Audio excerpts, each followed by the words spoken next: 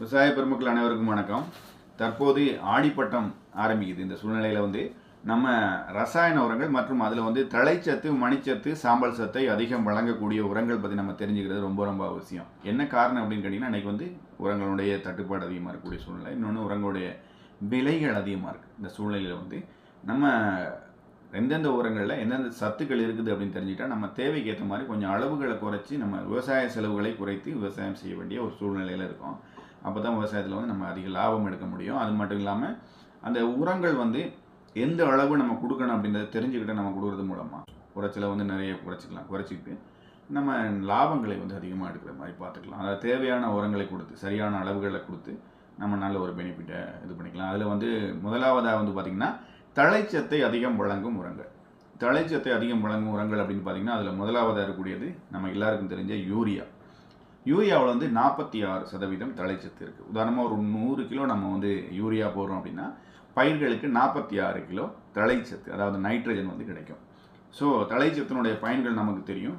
தழைச்சத்து பொதுவாக நல்ல தண்டு வளர்ச்சி, பயிரினுடைய வளர்ச்சி, அப்புறம் நல்ல ஒரு பசுமைத்தன்மையை பயிர் கொடுக்கக்கூடியது இந்த தழைச்சத்து. அதனால் அதுக்கு பேர் தழைச்சத்துன்னு நம்ம சொல்கிறோம். அது மாதிரி இரண்டாவதாக பார்த்திங்கன்னா தழைச்சத்தை அதிகம் வழங்கக்கூடிய ஒரு உரம் அமோனியம் சல்ஃபேட். அமோனியம் சல்ஃபேட்டில் 20.6% தழைச்சத்து, அதாவது நைட்ரஜன் இருக்குது. அது மாதிரி சல்ஃபர், கந்தகச்சத்து 24% இருக்குது. இந்த கந்தகச்சத்தினுடைய பயன்பாடு நமக்கு தெரியும். நல்ல ஒரு வேர் வளர்ச்சி, கிளைப்புகள், மணிகள் நல்ல ஒரு வெயிட் வரக்கூடிய ஒரு சூழ்நிலையை உருவாக்கும். அதாவது உதாரணமாக வேர்க்கடலை, மணிலாவெல்லாம் பார்த்திங்கன்னா அந்த வரக்கூடிய கடலையினுடைய எண்ணெய் சத்து மற்றும் அதனுடைய வெயிட் நல்லா கிடைக்கும், நல்ல எடை கிடைக்கும். அது மாதிரி நெல்லில் நெல்மணிகள் நன்றாக எடை வரக்கூடிய ஒரு சூழ்நிலை இருக்கும். அது மாதிரி எல்லா பயிர்களுக்குமே இந்த கந்தகச்சத்து மிக மிக தேவையானது. அதாவது நம்ம அறுவடையாகக்கூடிய அந்த பூக்கள், காய்கள், அது மாதிரி கிழங்கு வகைகள், இது எல்லாத்துலேயுமே மணிலா போன்றதில் நெல்மணிகள் அந்த மாதிரி எல்லாத்துலேயுமே நல்ல ஒரு வெயிட்டை கொடுக்கக்கூடியது கந்தகச்சத்து. அது மாதிரி வேரில் ஏற்படக்கூடிய நோய்களையும் கட்டுப்படுத்தும்.